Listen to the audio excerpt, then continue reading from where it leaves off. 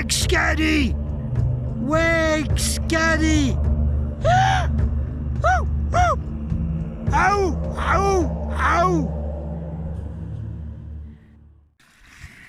Bon, la neige est un peu molle, hein. C'est logique parce qu'il fait pas très froid. Mais enfin, ça fait rien. Ça va faire une sous-couche sur la piste de ski de fond. On verra pour les autres pistes. Hein. Et donc, elle est un peu mouillée quasiment. Donc, ça colle sur le ski. Mais comme la nuit, ça va geler. Donc, tout ça, ça va être bien gelé. Et donc, à la fin, ça va faire une bonne couche bien dure. Et la neige qui va retomber dessus sera un peu de la poudreuse, s'il fait froid. Et ça va glisser super bien. Les nouvelles des stations, de toute façon, comme d'habitude, ils vont se contredire tout le temps. Alors pour l'instant, il ne mentionnera pas de passe sanitaire obligatoire pour monter sur la montée mécanique. Il faut simplement avoir la muselière qui empêche de parler, de dire la vérité. Et puis la distanciation sociale, ce ne sera pas difficile. Il suffira de prendre les bâtons de ski et puis de piquer les fesses de celui qui est devant. Et puis ceux derrière le front, puis on aura la distanciation sociale. Monsieur là, hein, qui dit que des conneries qui se répètent tout le temps. Vous savez, je donne mes lunettes. Tu que ton lunette, t'as perdu mes lunettes. T'as du nez là, tu nez les lunettes. Alors, il n'arrête pas de se contredire sans arrêt. Donc, de toute façon, on ne l'écoute pas. Alors, tout ce qu'il va dire sur les stations de ski, finalement, on n'en a rien à fiche. On verra bien. Bon, là, on va redescendre parce que ça colle. Il ne fait pas assez froid pour que la neige soit bien, disons, glissante. Et puis, il faut refaire la semaine des skis. De toute façon, il y a un magasin qui fait ça à Fourmilière qui va me refaire la semelle de mes Télémark, dont les magasins disent c'est de la merde, ça, c'est vieux, il y a 30 ans. Mais moi, je m'en fous, moi, ça marche très bien pour moi. Ok, this is the captain. Allez, en faisant mon heure de ski de fond, c'est très bon pour la santé. Je vais commencer à vous faire des vidéos d'alerte très courtes, parce que faut répéter tout le temps. Ben oui, parce que Lolita a dit, répéter un mensonge, ça fait longtemps que j'ai dit ça, répéter un mensonge très souvent et assez longtemps, et pour les gens qui écoutent, ça vient une vérité. Alors, moi c'est des vérités que je donne, hein. Je suis en des investigations depuis 40 ans. Alors, là on va donner deux petits trucs scientifiques là, avant de continuer les alertes. Oui, je sais, c'est rien, c'est les chaussures de ski qui font du bruit, c'est pas grave. Bon, ce qu'elle dit a bien travaillé, ça va. Elle nous a donné des cristaux de neige. Un cristaux de neige, je vais vous en mettre quelques-uns. Vous verrez que ce sont des formes de géométrie sacrée. Eh ben, je fais géométrie sacrée, hein, sur Google ou autre. Alors, vous verrez que ces cristaux, ils ont 6 branches, ils sont 8 branches, ils sont un multi-étoiles, tout ce que vous voulez. Donc, ça agit contre les autres trucs à fausses étoiles ou à faux piquants. Vous savez, les oursins, là. Oui, bon, mais il faut préparer là. Le dessous des skis parce que là, ils sont capotes là, pour faire la semaine. Donc, les cristaux de neige, eh bien, ils contrecarrent, ils nettoient non seulement l'aura, l'aura de toute façon, c'est ce qui enveloppe le corps, et qui fait que le corps fonctionne normalement. Donc tout ce qui arrive sur l'aura, tous ceux qui font de la guérison naturelle le savent. Donc tout ce qui nettoie l'aura nettoie le reste aussi. Donc vu la forme des cristaux de neige, de ce qu'a dit notre déesse de l'hiver, Norse, celtique, viking, etc. Et bien, quand vous êtes dans la neige, elle vous nettoie tous les oursins. Elle vous vire tous les pic-pic. Bon, il faut les virer aussi en nettoyant le côlon avec la méthode du docteur Horowitz. Cherchez le docteur Horowitz toutes ces méthodes de nettoyage du corps. Bon, là, c'était le petit point scientifique sur les cristaux de neige. Parce que c'est scientifique, hein, la forme des cristaux de neige, évidemment. Alors, deuxième autre truc. Évidemment, le petit pipi de chat de la NASA. Hein. Alors, évidemment, ils ont un budget, il faut bien qu'ils dépensent l'argent. Hein. Puis, il faut bien qu'ils méritent leur paye, là. Leur paye énorme. Alors, moi, dans les grands congrès internationaux où j'étais conférencier avec des astronautes américains, avec des cosmonautes russes, avec des grands scientifiques atomistes, avec des policiers, avec des colonels officiers de l'armée de l'air américaine, avec beaucoup de choses. Au milieu de ces conférenciers, il y avait un scientifique de la NASA qui avait quitté la NASA parce qu'il en avait marre. Il disait, mais de toute façon, ils ne font rien de bon là-dedans. Et de toute façon, tout cela qu'ils racontent, c'est des salades. Il ne faut pas croire ce que vous raconte la NASA. En général, c'est tout du bidon ce qu'ils font. C'est pour ça qu'il a démissionné de son poste de scientifique dans une sous-traitance de la NASA. Hein. Donc c'est du bidon complet.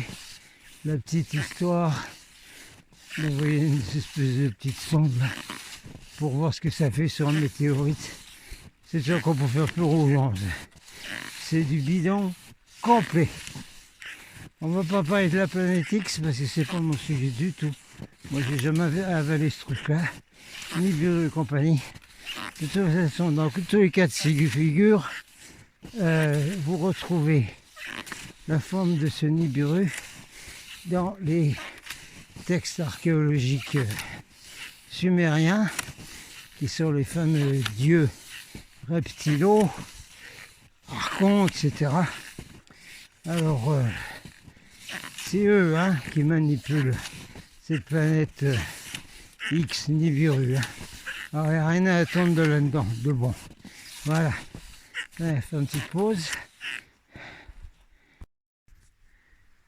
Allez, comme j'ai dit, en très rapide, puisqu'il faut vous répéter tout le temps. Faut-il le répéter sans fin, messire? Oui, messire, faut le répéter sans fin. Alors, vous avez suffisamment entendu Marie-Jeanne, avec qui on était samedi à la manif à Toulouse, où il n'y avait pas grand monde parce que j'avais tous se fait agazer à Paris. Alors, tout à l'heure, je suis tombé sur le super Makia Freeman. Parce que moi, toutes mes infos, je les prends en anglais sur Internet. Parce que vous êtes tous assez grands pour les voir en français. Vous les passez tous. Donc moi, je vous amène des infos que je vais chercher en anglais. Alors, selon Makia Freeman, la libération de l'humanité ne peut pas se faire par la masse elle-même, puisque la masse est trop petite. Oui, il y a plein de pays en révolte, nous sommes d'accord, bien que ce soit organisé Ordo ab Chao, vous connaissez le motto, n'est-ce pas? Donc Macky a dit, on ne va pas y arriver, il n'y a pas assez de masse critique des singes là, pour faire un basculement de société, changement de paradigme de cette société que touchons sur la Terre. Ça ne va pas y faire comme ça. En attendant que, il le dit lui-même d'ailleurs, que la planète se nettoie très très bien, eh bien, il va falloir faire autre chose. Donc, on continue. Il y a des petits promeneurs avec le toutou, là. Donc, Maca Freeman dit, la masse critique, vous l'avez pas. Vous ne l'avez pas. Donc, la planète Terre en a ras-le-bol, puisque chaque centimètre carré de la planète est couvert de violence et de sang et d'horreur. Donc la planète va se nettoyer, et pas avec les petits cailloux là, que la NASA fait semblant d'observer. Non, non, non. De toute façon, les tremblements de terre, les continents qui tombent et qui repartent et qui remontent, et tout ça, ça va bien suffire. Oui, il y a une prophétie de Peter Denoff d'il y a très très longtemps qu'il a eue comme ça. Vous la retrouverez sur Internet, vous cherchez. Prophétie de Peter Denoff d'il y a assez longtemps, qui dit que la planète, elle va tout nettoyer pour passer dans ce qu'il appelle le 6e cycle. C'est le 5e monde des Amérindiens, c'est la 5e dimension pour nous, etc. Ça va tout nettoyer. Hein. Et seuls les gens à haute conscience et les gens de lumière vont survivre. Bon, c'est tout ce qui est dit dans la prophétie de Peter Denoff. Mais nous, on en sait beaucoup plus. Allez voir ma chaîne Golden Starseed Report.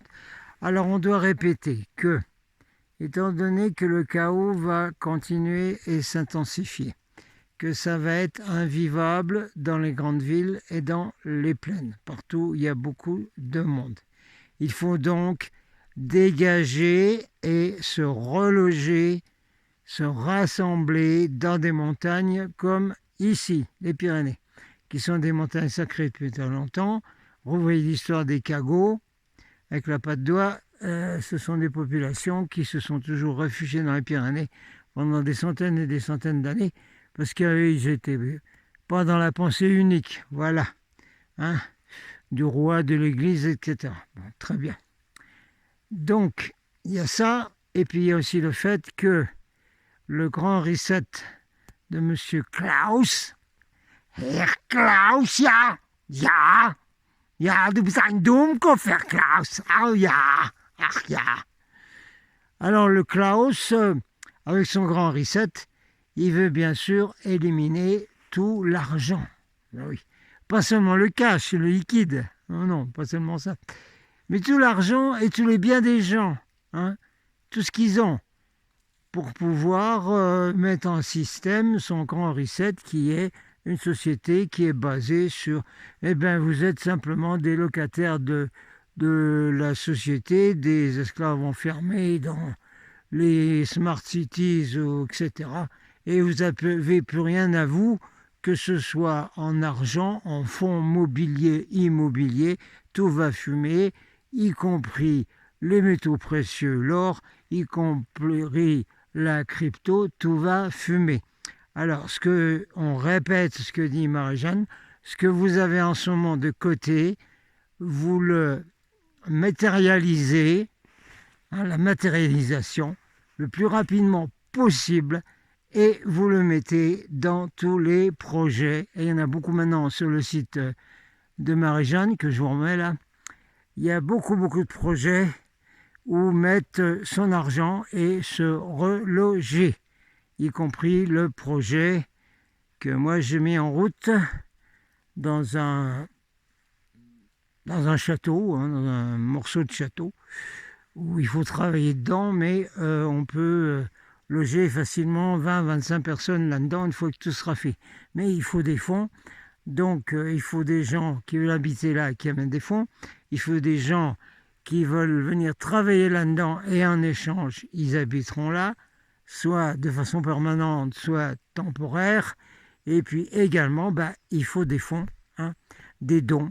Alors, si vous avez des biens, hein, que vous pouvez liquider parce que ça va vous être volé et que vous n'êtes plus en santé pour déménager dans les montagnes, et puis que vous avez peur de vivre comme moi je vis ici à 1200 ou là, par exemple, on a 1700. Bon, le projet, il est à 900 mètres. Mais enfin, si vous pouvez faire des dons, donc, pour ce projet, on va monter quelque chose. Vous pouvez d'ores et déjà me le faire par PayPal et par Tipeee en mentionnant pour le projet Ecovie relogement des guerriers de la lumière, qu'ils soient gilets jaunes, résistants, éveillés, etc. Vous pouvez le faire aussi. Hein. Je vous remets tout ça là. Voilà, c'était une alerte rapide. On en refera chaque fois que l'on peut. Allez, vous avez le bonjour de Scadi qui est là dans tous les beaux cristaux de neige. Ciao!